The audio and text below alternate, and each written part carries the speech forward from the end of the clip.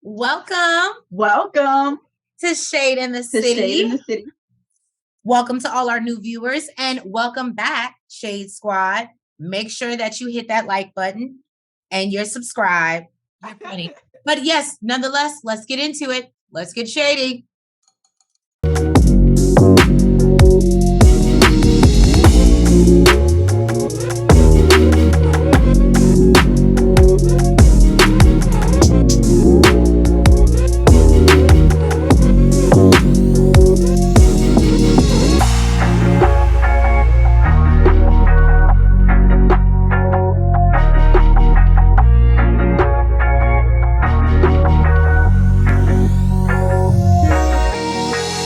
We start off with Melody and Tiffany sitting down in Melody's home to basically rehash the conversation that Tiffany had with Kimmy at the sleepover. She says, they worked through everything. And then she talks about Stormy and how Stormy kind of brought back up everything. And she says that Stormy had a lot of opinions. Melody was not having about her homegirl. Okay. She was like, yeah, Melody, Melody says that Stormy's very strong and very vocal, but she could be very opinionated also. You know what I liked about this moment is because What? I think Melody caught a lot of heat last season for how she protected Tiffany when she first came in and how she defended her. And she introduced Tiffany to the group. Right. To all the other ladies. So it's kind of like you brought this. So it's basically like, no, Stormy is the new Tiffany. And now you don't like it when people just come up to you and say really awkward shit. Just saying. I'm here for it, Mel. I don't want to call her the new Tiffany though, because Tiffany was no, not the new Tiffany. Stormy, you're not the new Tiffany girl. I'm just saying, I feel like Tiffany doesn't like that somebody is giving her the same energy that she gave that somebody's there to like rock the boat a little bit. Right. Like, Stormy's new. So she doesn't, she's been around them, but she hasn't been in the thick of it. So it's just like, yeah, she's gonna, the same way Tiffany wanted to ask questions about people's kids and everything else. Yeah. Stormy will have her day too. But right now it's your time to sit in the hot seat. So basically, Tiffany, she's like, yeah, I own that or whatever, being opinionated. And she was like, look, maybe y'all need to just sit down and have a conversation. And if y'all friends. If not, that's fine too. It's okay to not walk away being friends. Just, keep it cordial, basically. So then she says that, Lewis, her husband, met up with Martell. And, they were talking about the book signing. So they stopped by the book signing and were super surprised to see that Melody and Martell's kids weren't there. And Melody interjects and she's just like, you need to stop saying y'all, bitch. You need to stop saying y'all. Well, she was like, I was made aware of, first of all, she said made aware, not asked, but made aware about the book signing a day or two before it happened. And also, it was her time to have the kids. It was her weekend. And she had a death in the family. She had a family member pass. So she was taking the kids down to her family. You know what I mean? So basically, Tiffany's like, okay, she understood, she got her side or whatever. But Melody also says, she feels like she has to teach boundaries and how to respect them.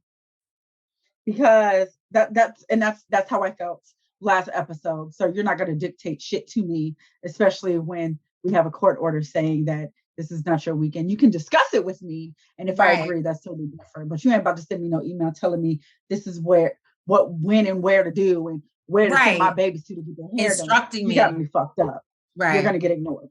So then I actually love this part. And it made me feel a little bit better about Tiffany because she opened up about her previous marriage. who she was We divorced finally get some from, tea from Tiffany. That's hers.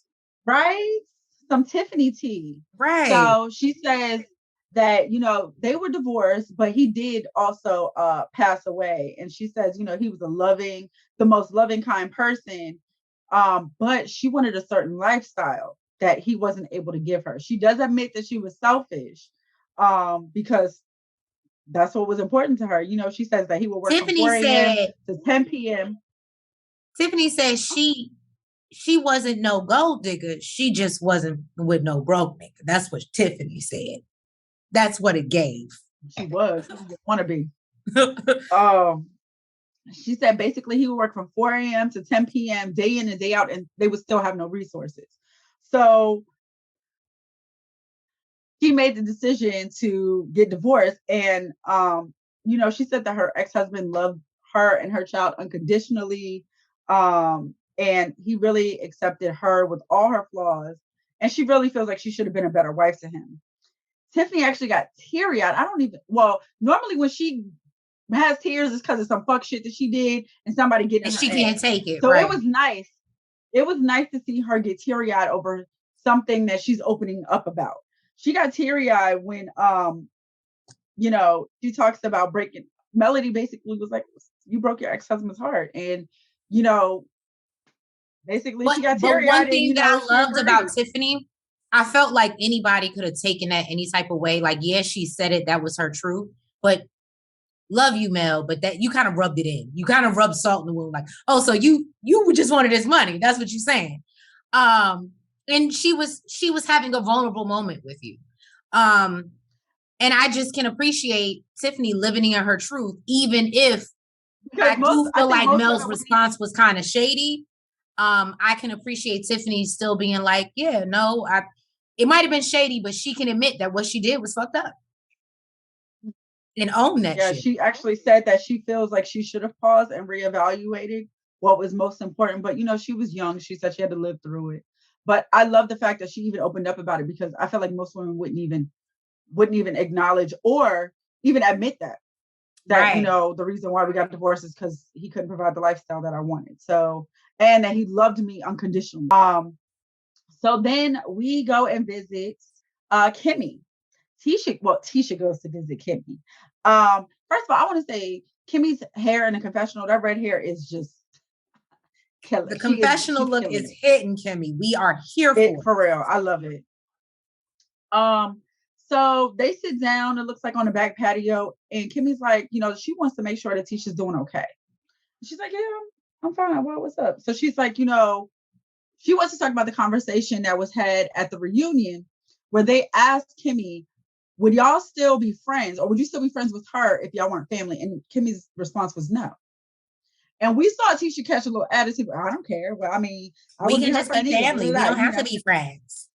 Exactly. So Kimmy wanted to clear that up. And Tisha appreciated it. I appreciated it too, because it was like, God damn, bitch, that was kind of fucked up.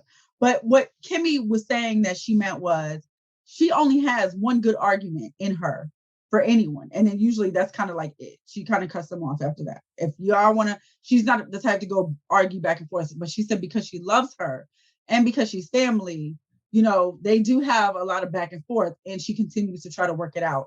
But in normal circumstances, if they weren't family, it would be a cutoff situation. But, she loves her. So Tisha basically, she's like, thank you. She just wants to move forward. She does not give a fuck about none of that shit. Then they talk about. And hold on. Before you start there, Tisha, hair was giving. I was loving the hot yellow boots. The boots. I was here for it. I was like, okay. I was like, you know what? Marsau keep playing if he wants to. Because Tisha is definitely, to me, outside of his league. And she's serving face right here. Right. So when I have it paused, she's serving face. So. Right. So Marsau better stop playing with Tisha. And I know plenty of women that think he is just a master manipulator and a Neanderthal, and most bitches probably really don't want him. So trust me. But then Kimmy talks about her honeymoon that she's finally went on. And, she said that her and Maurice, they don't have to work hard to have a good time. Like, they don't need a full itinerary. They could just eat, drink, stay in bed, chill, and have a great time. And it sounds like, that's what she did. She's like, I can't even focus. I want to go on another vacation. Like, I want to do this shit all over again. And shout out to Kimmy for shouting out La Placita. Y'all ever go to Old Town? That is the spot. Yeah, just like she said, it's like a whole bunch of restaurants, clubs in one area, and it's popping in Puerto Rico. I love it. And then she talks about Keke. She tells her that, Melody had a sleepover and Tisha and Destiny were not invited. They weren't there, but guess who was in the building? Keke. Do you love me? Are you riding? And she was super duper surprised to see Keke. So Kimmy says that she didn't know Keke and Mel was that close. And Tisha's like, well, neither did I. Neither did I. Like, she's my cousin. The fuck? No, I didn't know either. Kimmy tells her like she felt the conversation was a very Tisha conversation. It was super inappropriate because she wasn't there to defend herself. Mm-hmm. And basically Tisha is like, she's mind blown. She's like, this is my cousin. I thought we were good.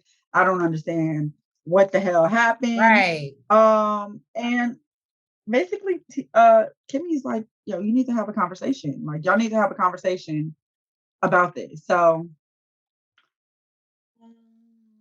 no, we might get to see Tisha throw some bows. Tisha's not gonna throw some bows, but she may get a little mad.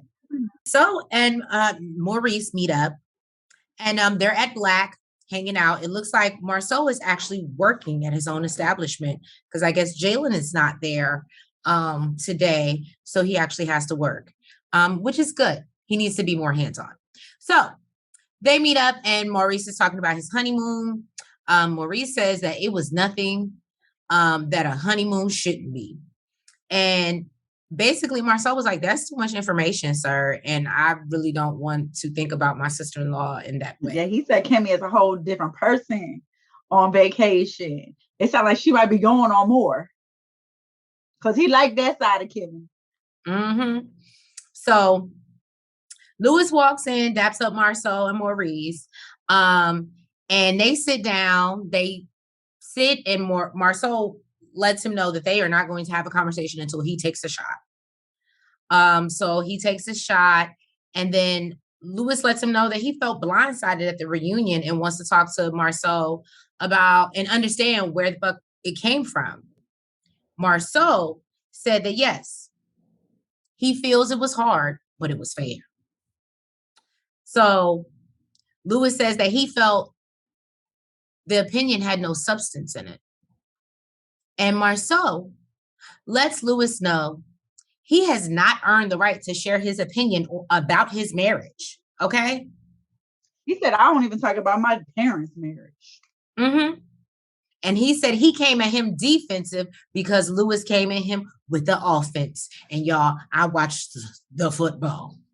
I know about the offense and the defense. Okay. So they actually play back the clip from the confessional of Tiffany and Lewis, and Tiffany's saying that maybe that's why their marriage is messed up because they don't talk enough. So it definitely was said, but as we all know, Lewis didn't say it. Who said it? Tiffany.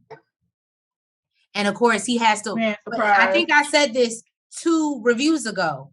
Might have been 3, y'all, because I'm still not sure what episode we're on, but I'm pretty sure it was 2 or 3 reviews ago, and I said she sets little fires, and this motherfucker has to put them out. So, anyway, now that that's been proven that it was said, basically, Lewis asked, did I go into detail about your marriage. And, he basically said, I didn't go into detail about your marriage. He said, I just talked about what I saw. And basically Marsau lets him know that I only touched on you because you were talking about me. And he was like, for someone you just met, why do you feel like you have the need to comment on my situation? Mm-hmm.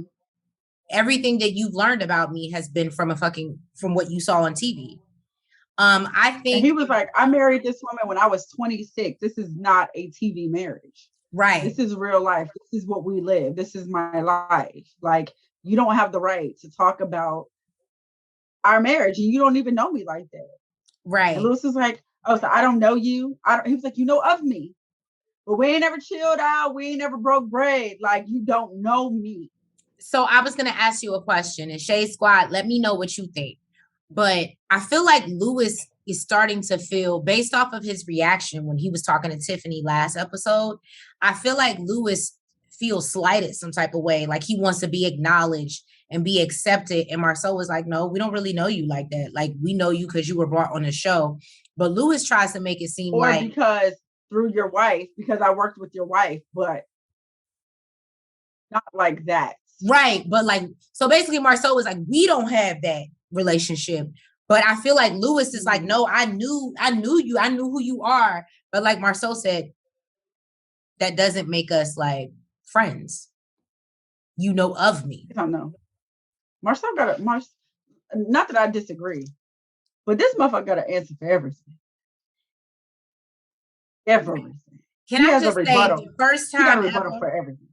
Well, I won't say first time ever, but in this moment, I could appreciate Marsau just being real, because it felt like they kept going back and forth, and Lewis could not conceive why it would be so upsetting for somebody who don't know you from a can of paint for you to come in and talk about their relationship when you're when you've been divorced. I feel like even if it was someone that did know you, right? If they're coming to you directly to talk to you about your relationship, that's totally different. But we're looking at you in a confessional. We're looking at you on cameras with a group of people at a table talking about this man's marriage. So whether you know me or not, you should never feel comfortable enough to do none of that shit. Right. And then regardless. Exactly. Maurice basically has to intervene and breaks it down and lets Lewis know that you don't, if you have a friendship, maybe you have the right to initiate a conversation. But when you're being invited to a conversation, clearly that means that you don't have the level of that you need to, because you couldn't bring it up yourself. Mm-hmm. And so Lewis seems like he understands, but then he goes into the confessional. He does apologize and hopes they can move forward. But then he goes into confessional and says he still doesn't feel his actions were wrong. And to me, I'm not gonna lie, you and Tiffany belong together. That y'all literally are two peas in a motherfucking pod. And I'm actually, and it's crazy because I'm actually starting to like Tiffany, but I mean, she's messy. She's messy. I even asked Trish just to make sure I wasn't sure, but I was like, do you understand why he's upset? Yeah. And she's like, yes, of course I understand why he's, and I'm like, because I can't understand why Lewis doesn't get it. So, but Maurice had to break it down too. And I hate when you have to put grown people in your shoes. I just feel like as a grown adult, as a grown individual, that is something you should automatically do. Right. You don't want the shit done to you, so don't do it. Put yourself in their shoes. So Maurice actually had to put Lewis in Marsau's shoes for him to understand, for Lewis to understand it. You that. Dumb, immature shit. Agree. So then Maurice, they kind of end the scene, but basically Maurice comes in and lets Marsau know that he also needs to initiate an apology because all the shit that he said was intentional. He felt hurt. So everything that he dished out, for being insensitive. Yeah, so he apologized for being insensitive, but he said what he said. Maurice brought up something. He said that, Marsau used to be very kind-hearted. He wasn't always like this, and he doesn't know if it was the money that changed him or the fact that he's the captain of his own ship. But something has definitely changed. I didn't catch that. Kudos to you, Will. Martell Hall. Martell meets up with Melnika, and he says that he loves that Melnika has known him since high school and has been able to see him grow since then into the man that he is today. Well, he has a couple new books coming out. He has one book about fitness. I didn't really catch the name of that. I'm sure that has bad reviews too. And then he also talks about a cookbook. He also is apparently approving the covers of these books. And initially, I guess on this cookbook, it was him shirtless with the apron on. And he felt that it was inappropriate and he should just do a different cover. And I agree, because I feel like enough people have seen his nakedness. And we know that keeping your clothes on, so it doesn't help your plight. So she wants to get a billboard with the kids to promote their book, Plane Ride to Canada. Now, we lost a lot of filming time today because I went on Amazon and read the reviews, and I'm not going to say anything, Shade Squad. I'm just going to say, if you think our shit is funny, go read them damn reviews. But all I'm going to say is I feel bad, and I'm going to talk to y'all people. I know that what we see on TV, and Martell is a narcissist, and we do not like him. I understand that, right? We are not supporting Martell. But these are these kids' book, y'all. The way these people was in the comments roasting Martell, and this is these kids' book, I was like, well, damn, y'all, we can't differentiate the two. Talking about he's exploiting the children for financial gain and all that. Now let's not get into it. He really might, because we know that Martell need a bag right now. Exactly. But that doesn't negate the fact that so do the kids. That doesn't negate the fact that they may be putting it towards a college fund or something like that. Who cares if he getting a little something off of what these kids are getting? Right. I just feel like it's for the kids. So now the cookbook and all this other shit, he can go suck one, because ain't nobody buying that. Don't nobody give a fuck. Don't nobody want to support you. Don't nobody want to you and your linebacker, sir. So Martell says that he is really disappointed that Melody did not allow his children to be there for their first book signing as authors. And yeah, I was just kind of like, I love the fact that Melnika basically understood. She was like, sometimes, you want people to do what you want them to do, but you really don't have to. So, and basically, and that's divorce.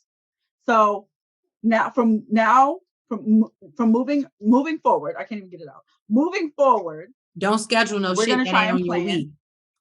On your weekend. And that's what you should have done from the get-go, because you can't make a motherfucker do shit. Right. So they talk about his wine launch. She wants to do something very sexy, very elegant. She wants to get a mansion in Atlanta and have a private chef and invite some folks. Martell lets us know that he needs the hoes up in there. He says good-looking women, but we know what Martell means. So what he don't need, you mean? Right. And he said, that's why he put this together, the sweet red wine and, Martellish. And then I feel like I missed this part, and Nels, you may be able to correct me, but basically Melnika says something about linebackers, and then he says the wine is definitely for linebackers, 100%. Yes. She makes a joke about, can the linebackers come too? And he says, it's definitely for linebackers too, 100%. But we know where that came from, and he laughed at it. So what I did not touch on, and thank you for saying that, because now it reminds me what I missed. So basically Melnika touches on the fact that he said he wanted to invite Marsau and Maurice. And she felt like based off of the picture and the social media and her having to play PR for him, that she felt like that was a little too much. And maybe if they're not going to come and be drama free, then they don't need to come, basically, because she doesn't want to have to do. And if that's some shit y'all want to joke about, let's not make it public and let's put that in a group text. Right. Because basically Melnika's like, I'm not here for your damage control. And that's exactly what it is. Tiffany and Stormy meet up. And let me just say this, because I didn't know this, but Tiffany is thick. Tiffany is giving ballsy. Okay. Ballsy. I had no idea. It was like that. Latrice did. I was unaware. I knew she was a thicky thick girl. She just covers it up well. I had no idea. Got boy. Tiffany got boy. So Stormy says she felt bad and never wanted to hurt anyone's feelings and just wanted to sit down with Tiffany. Basically, Tiffany is like, well, did I say anything to offend you? And Stormy lets her know, well, that's why we're here. To talk about basically that ignorant ass comment that you made. Yeah, she said it with a lot of twos. She said with a lot of twos. Hey. So they both admit that maybe the drinks got in between them, the moment, it was late at night, whatever. They make excuses for the shadiness and whatever of it all, the subliminals, and they try to push it under the rug, and they start to try to learn about each other. Stormy talks about her journey with IVF, and that whole thing, and just how it was super hard, how she doesn't plan on having any more kids.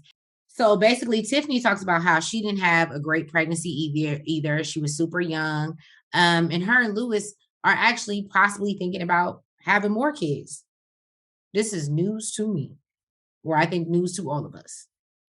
So she talks about her grandparents. Says even though her kids are basically almost out the door, they're considering being at graduation with a little one because they have the support of the grandparents and her parents. And then she touches on, apparently, you know what? Stormy knows a lot.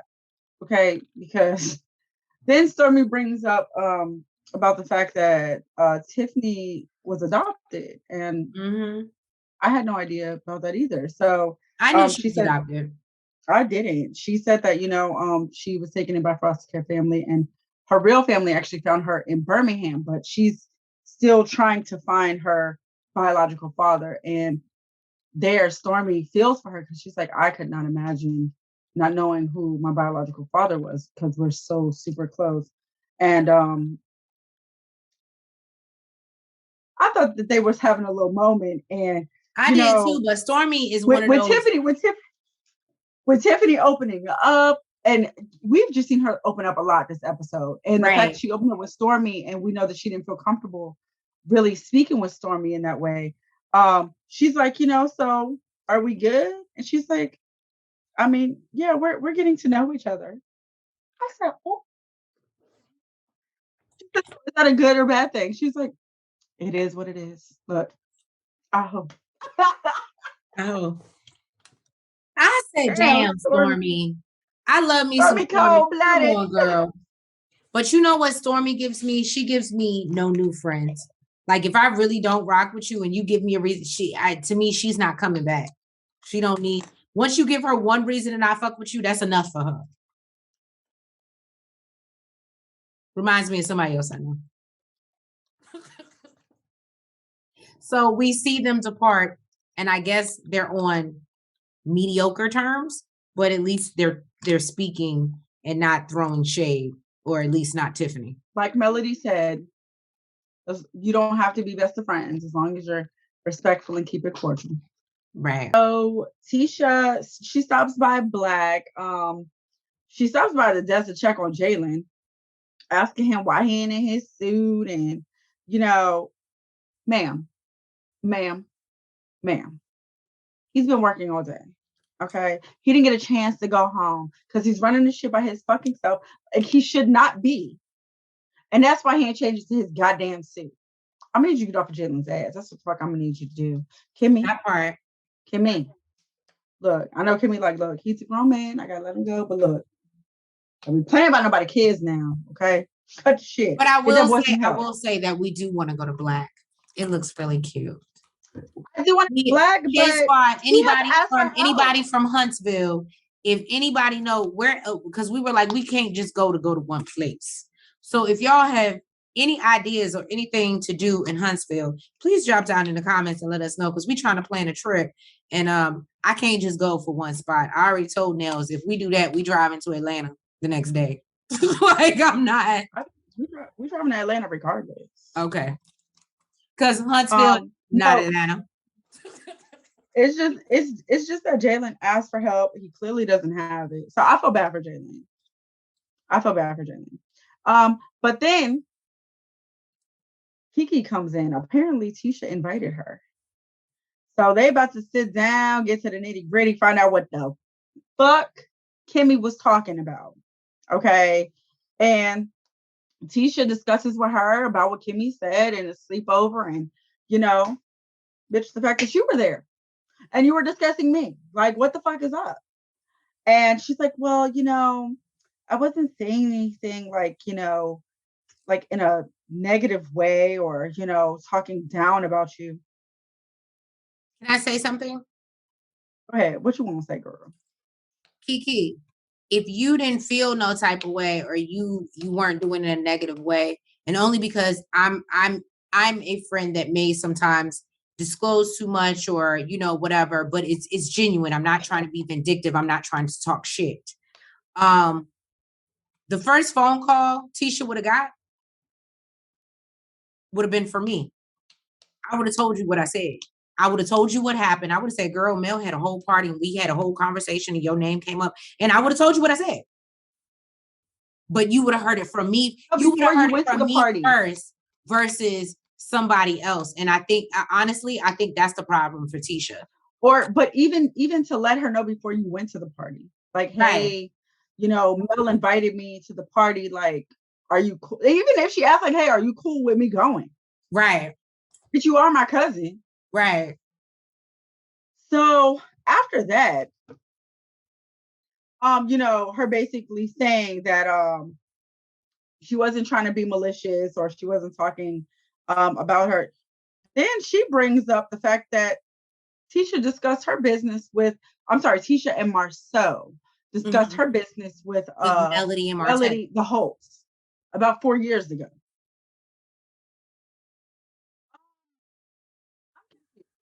Because was it something that wasn't malicious, or was it malicious and to get back because she discussed your business with them? I'm confused as to what's going on here. She's like, yeah, you guys were laughing about my situation and discussing it. And Tisha was like, no, that's bullshit. And she said, I apologize to you. And I apologize, but we were not laughing about it. So basically what Tisha said was that the Holtz invited, what's his girl name? Keke. Oh God, I almost said Keke. Oh, the K's, the M's. Okay. And can we just say Keke's confessional look was good? Yes, I loved it. Yes, I don't know why Keke doesn't give more of this on camera, like when she's filming. Because the confessional, because she probably gets herself ready when she's filming. But basically what Tisha said was that Keke had a major issue.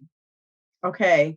And she was invited to the Holtz home, and she felt that it was her due diligence or her responsibility to let her friends know about Keke's issue before she got there. Keke got upset because Tisha told them. Tisha felt, like I said, like it was her responsibility. She felt like, as a friend, she should let her friend know. But she did apologize because Keke felt disrespected and, was hurt by her letting her know. Me and Nell said, because now, look, Chase, Drop down in the comments and tell us what you think. Me and Nell said, if now we thought it can't be COVID. It can't be COVID because it was 4 years ago. But if it would have been less than that, I'd be like, oh, she told him you got that shit. You got that COVID. And so you can't come. But that's not what happened. So I wonder what it is that was going on with her that made Tisha feel the need to tell Martell and Melody her business and make them feel like maybe they should reconsider the invite. I thought that was strange because it wasn't COVID. I feel like there's a lack of communication here because I feel like, hey, whatever it is, look, maybe you should not come. Otherwise, I feel responsible for letting them know, or I feel like you should have that conversation with them to let them know, hey, this is what's going on. Is it still okay if I come? Otherwise, stay the fuck home. There's clearly like a lack of communication here. I don't know. But basically, Tisha, bottom line, says, look, this is from 4 years ago. I ain't about to go back and forth with you for some shit I already apologized for. How about we cut ties? Her cousin's like, that's what she wanted to do. Tisha said, I'm one and done. Like, yeah, I ain't about to do this shit with you. So Tisha gets her ass up, goes outside, gets on the phone with Kimmy, and explaining to Kimmy what's been going on, the whole conversation. And motherfucking Keke walks up on her like, who you talking to now? Our business to now. I'm like, oh, right. Oh,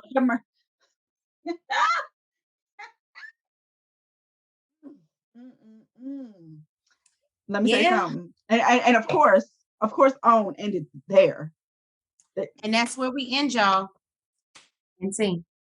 Thank you guys so much for tuning in to another review of Love Marriage Huntsville, episode 4. I got it right now. It's episode 4. Like, I was going to go. Right. Please make sure that you like,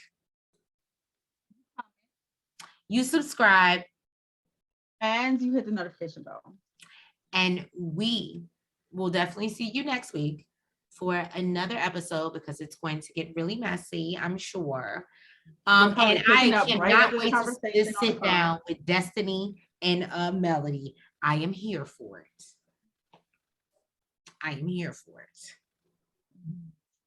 And yes, we'll get into it. So thank you guys so much for your support. We love you and we'll catch you next week. Have a good night. Mwah. Front, back, side to side. Make sure you go like and subscribe. Front, back, side to side. Make sure you go like and subscribe. Hey!